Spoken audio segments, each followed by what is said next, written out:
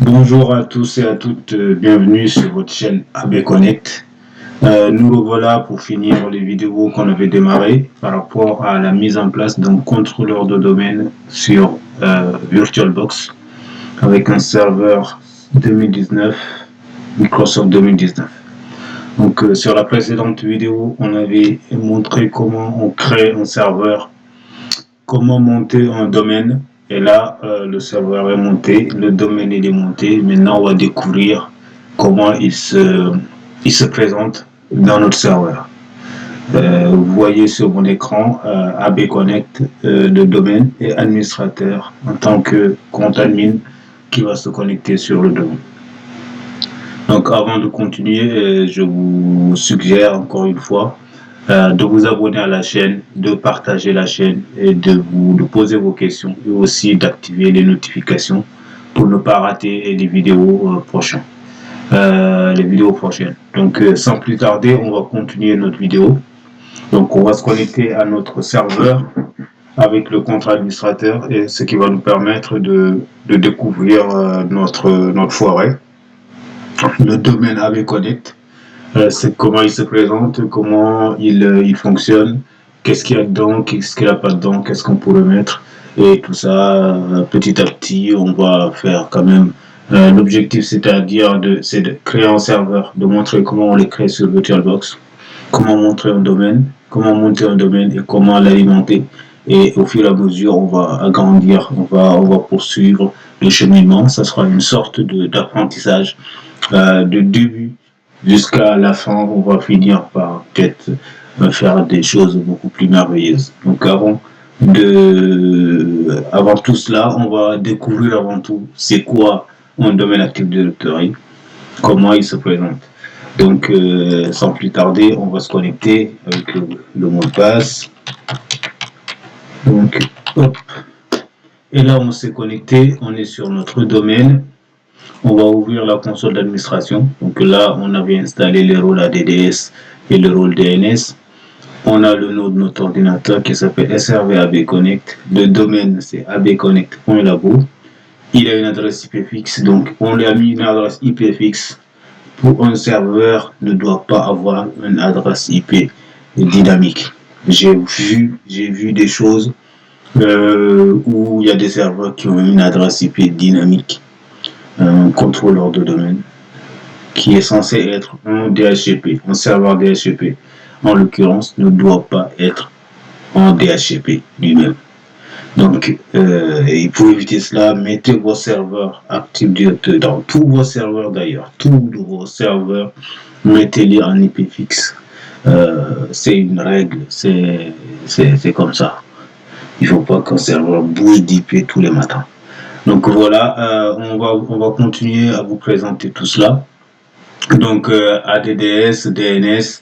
Donc ici, quand on va sur outils, on a tout ce qui est fonctionnement d'Active Directory, on a l'analysateur performance, la configuration, le gestionnaire d'impression, le gestionnaire d'ordinateur, gestion des stratégies de groupe, très important, ce qu'on va aller voir plus tard dans les GPO, c'est ici. On a le module, le PowerShell, le moniteur de ressources, gestionnaire de disque. On a les services, les services de sauvegarde Windows. On a aussi le Windows PowerShell et on a les utilisateurs et ordinateurs Active Directory. Avant de commencer, c'est ce menu-là qui nous intéresse.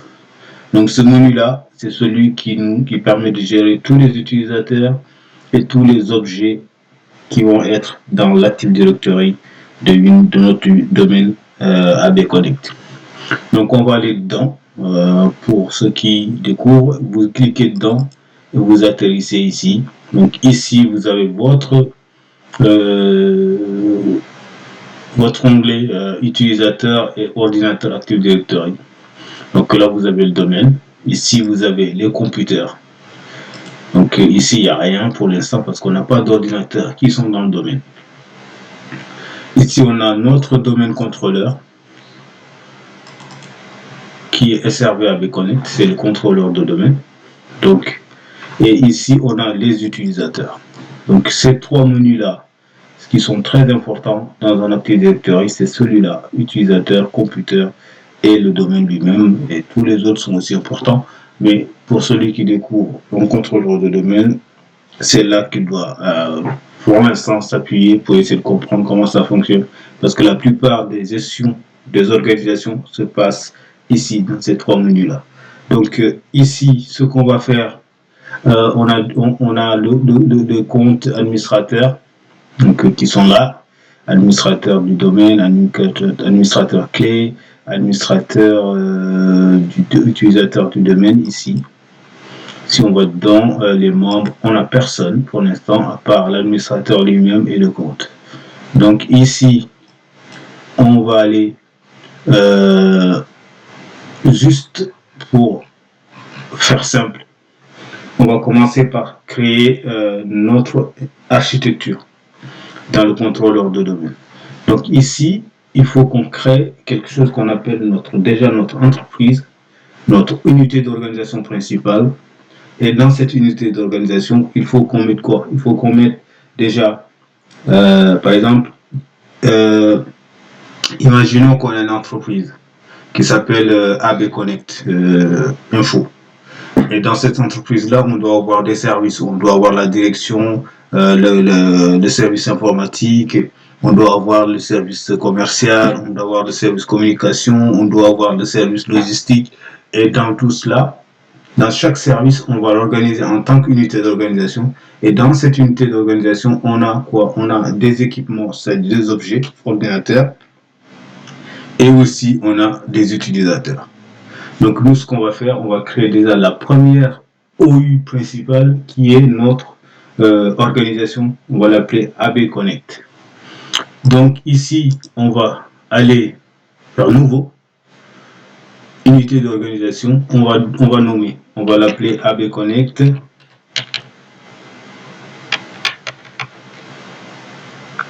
AB.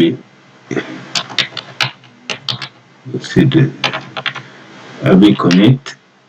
Et si on met OK, voilà, on a créé notre organisation qui s'appelle AB Connect. Et dans cette organisation, on doit créer aussi d'autres unités d'organisation qui s'appelleront direction, informatique et étudiants. Donc ici, dans nouveau, on va recommencer, on va faire nouveau, unité d'organisation, on va appeler ça direction. On met OK. Et dans AB Connect, on va aussi faire une autre unité d'organisation qu'on va appeler informatique. On va mettre OK. Et dans AB Connect également, on va créer une autre unité d'organisation qui va s'appeler étudiant. Donc là, on a nos trois services, direction, informatique et étudiant. Et dans direction, on va créer aussi une sous-unité d'organisation. Dans cette unité d'organisation, on va créer une unité d'organisation qui va s'appeler utilisateur.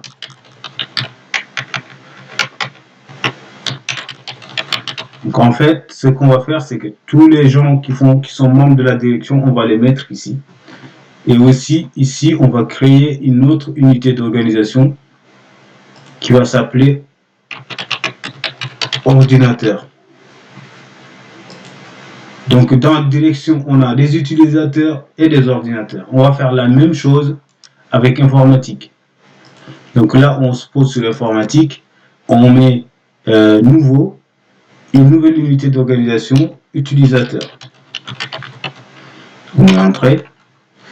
Et là, on va aller pareil. On va faire aussi nouveau, une nouvelle unité d'organisation, ordinateur. On met entrée. Et dans étudiant, on va faire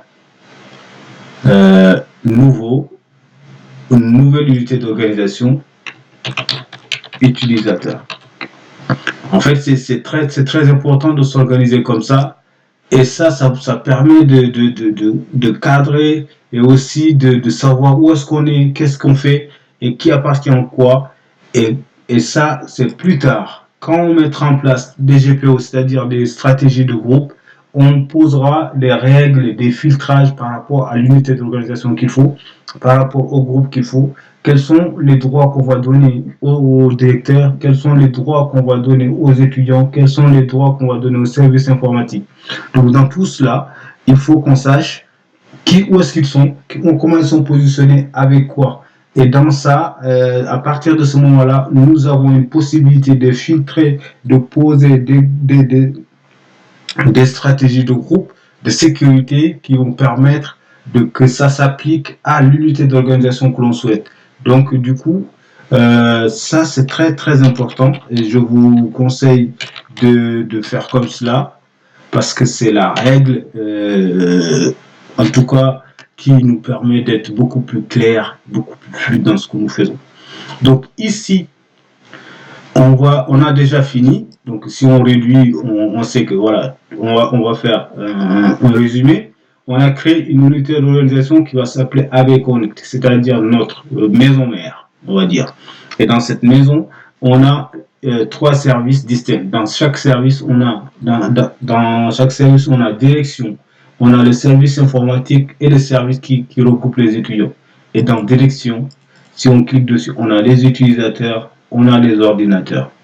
Et dans informatique, on a utilisateur et ordinateur. Dans étudiant, on a utilisateur et ordinateur. Qu'est-ce qu'on va faire? Donc, on va créer un utilisateur dans chaque groupe.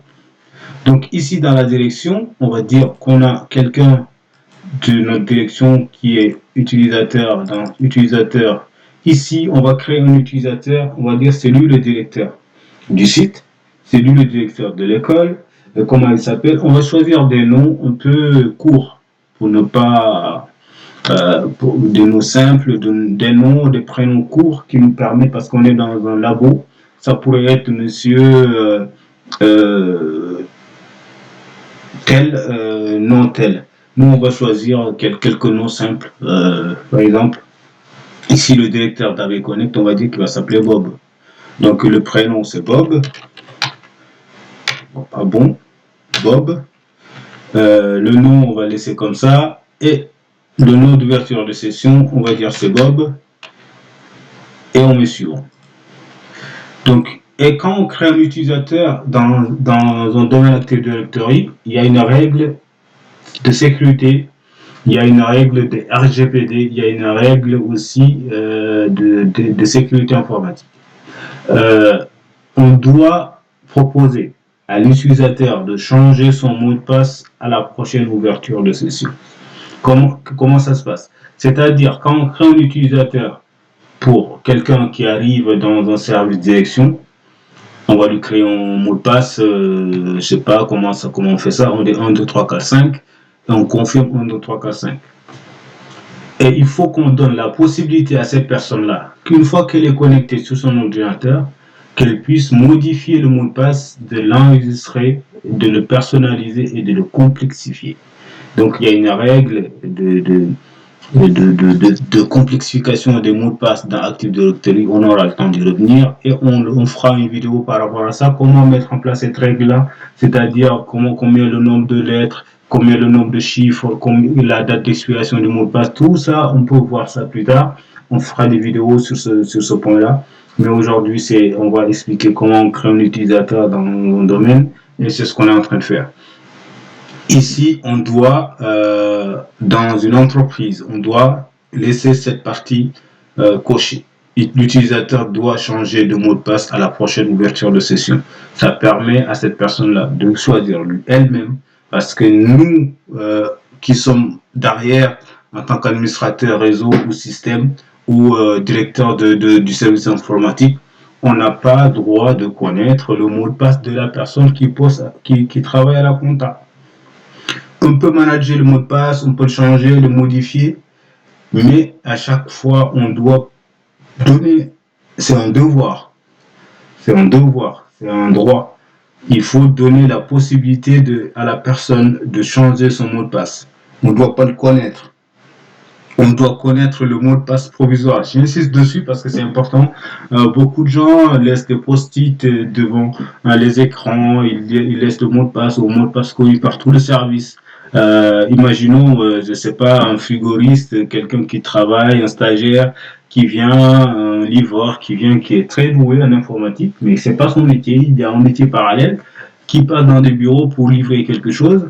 Il se rencontre dans cette entreprise-là, il y a un mot de passe qui traîne sur un clavier avec un post-it collé sur un bureau. Euh, il va récupérer ça, il va rentrer sur le PC. En une minute, il peut siphonner tout ce qu'il y a là-dedans et partir avec. Et donc, du coup, éviter de laisser les mots de passe traîner, éviter de donner la possibilité aux gens de changer leur mot de passe à la prochaine connexion. Donc, ici, on va choisir un mot de passe. On va dire, comme que c'est un labo, on va pas faire ça, on va juste changer un mot de passe. On fait comme ça, on met le mot de passe n'expire jamais. Il faut pas faire ça en entreprise. Ici, on est dans un laboratoire, on peut faire ce qu'on veut, on peut casser les choses, modifier, mais c'est, en tout cas, il faut, en entreprise, il faut laisser cette case-là cochée. Donc, le mot de passe n'expire jamais, on met le mot de passe qui nous convient.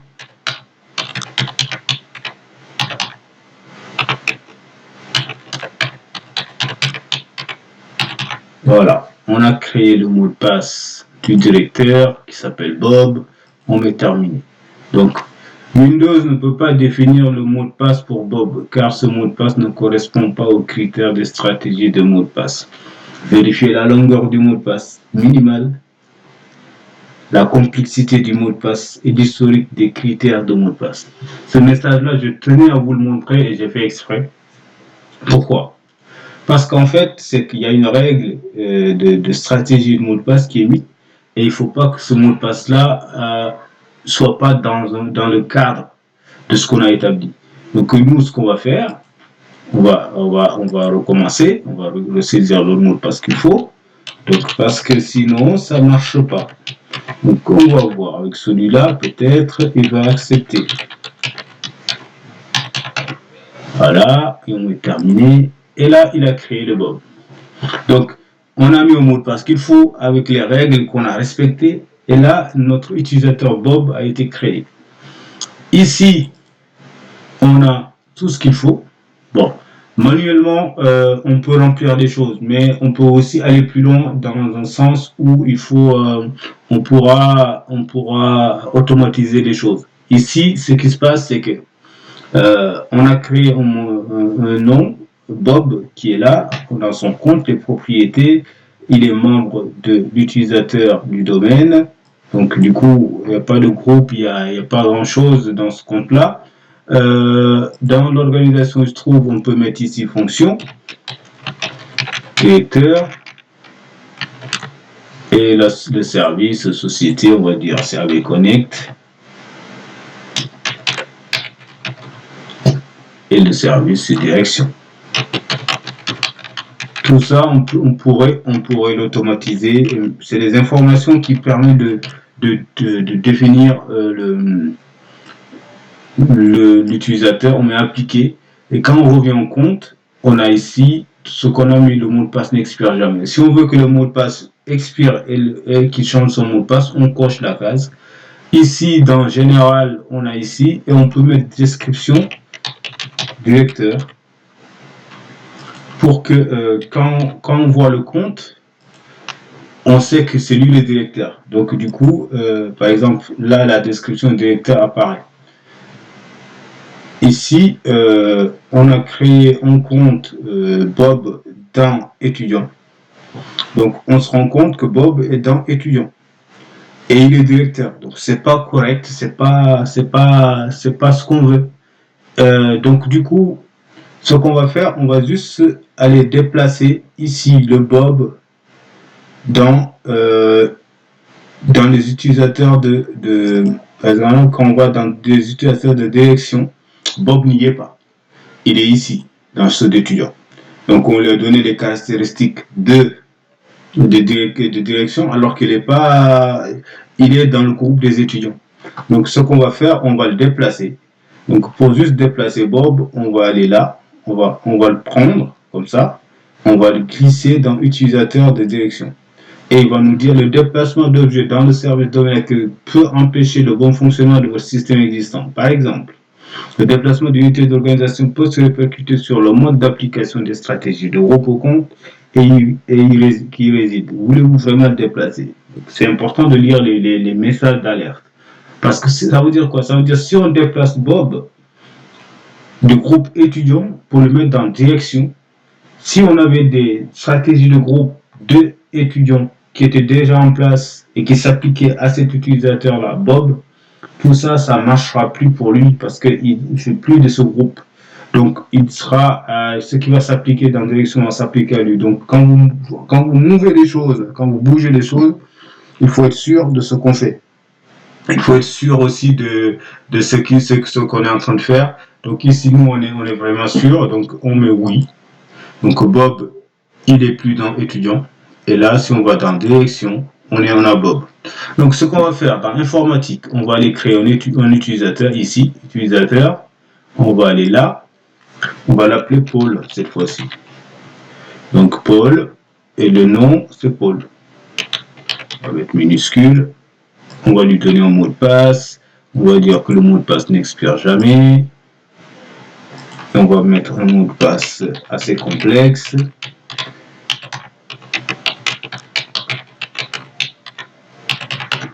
Et terminé. Donc là, Paul est dans informatique. Et ici, étudiant, on va créer un utilisateur qui va s'appeler Sophie. C'est les noms au hasard qu'on a choisis. Donc, Sophie, on pouvait choisir Pierre ou autre chose. En fait, c'est des prénoms assez courts qui nous permettent de saisir les choses rapidement sans pour autant perdre du temps. Donc là, on a fini avec nos 3 comptes. On a ici des utilisateurs, Sophie, ici Paul et ici Bob. Bob directeur. Paul, on va lui faire des caractéristiques, il est dans l'informatique. Donc ici, on va dire Paul, c'est l'administrateur réseau. Après, on applique. Si on va dans organisation, on va dire il est administrateur réseau, service informatique, société AB Connect. Tout ça, c'est facultatif, hein, mais ça permet d'avoir une lecture plus facile. Donc ici, dans étudiant, Sophie, elle est étudiante.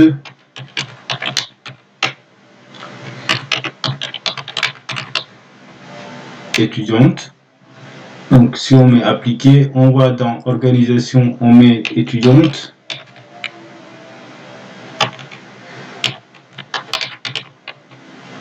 Sous service étudiant.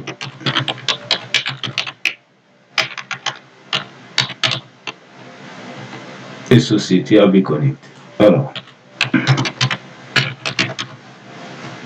Donc là, on a nos 3 comptes déjà définis qui sont prêts à fonctionner. Et aussi, on a fait quoi? On a créé des utilisateurs. Et les ordinateurs, c'est pareil. Une fois qu'on aura les ordinateurs, on pourra déterminer quel ordinateur fait partie de la direction et quel ordinateur fait partie de service informatique, quel ordinateur fait partie d'étudiants. Et on pourrait voir ça de manière assez plus grande. Par exemple, si AB Connect c'était une filiale internationale. Peut-être pourquoi pas demain. On va avoir une société qui va s'appeler AB Connect et qui a beaucoup de filiales qui est implantée de façon internationale. Et dans chaque, on va avoir cette forêt, grande forêt qui est AB Connect et dans chaque, on va mettre AB Connect Europe, AB Connect Asie, AB Connect Amérique, AB Connect Afrique, AB Connect Océanie. Et dans chaque, on va mettre des sites, chaque site et ça permet d'agrandir et d'avoir beaucoup plus de lisibilité et de savoir où on se trouve dans l'active directory, quels sont les ordinateurs qui sont là-dedans. Ici, pour faire simple, dans direction, on a des ordinateurs qui appartiennent à la direction. Peut-être qu'ils n'ont pas les mêmes fonctionnalités dans l'entreprise. quels sont les logiciels qu'on installe pour la direction, quels sont les logiciels qu'on installera pour les étudiants. Ce ne sera pas la même chose. En informatique, quelles sont les habilitations qu'on va donner à ces PC-là, à ces ordinateurs qui n'ont pas la même fonction. Par exemple, un ordinateur d'un administrateur réseau qui se connecte sur des comptes Active Directory, qui se connecte tous les matins sur des serveurs, n'a pas la même fonction qu'un ordinateur qui se trouvera dans l'eau étudiant. Donc voilà, mes amis, c'était ça que je vous amenais aujourd'hui. Comment on peuple un domaine Active Directory. Et après, on verra comment ça va se passer. On va essayer de se connecter avec un poste client, c'est-à-dire un ordinateur qui va être dans le domaine. Avec un de ces comptes-là, on va tester les 3 comptes pour voir comment ça se passe. Et aussi, il faut qu'on voie comment on met un PC dans le domaine. On va prendre un PC qui n'existe pas, qui n'existe nulle part. On va le mettre dans AB Connect et on va voir comment il fonctionne. Donc, je vous dis à tout de suite pour la prochaine vidéo. N'hésitez pas de cliquer, de vous abonner, de partager la chaîne, de cliquer sur les notifications pour ne pas rater autre chose. À tout à l'heure.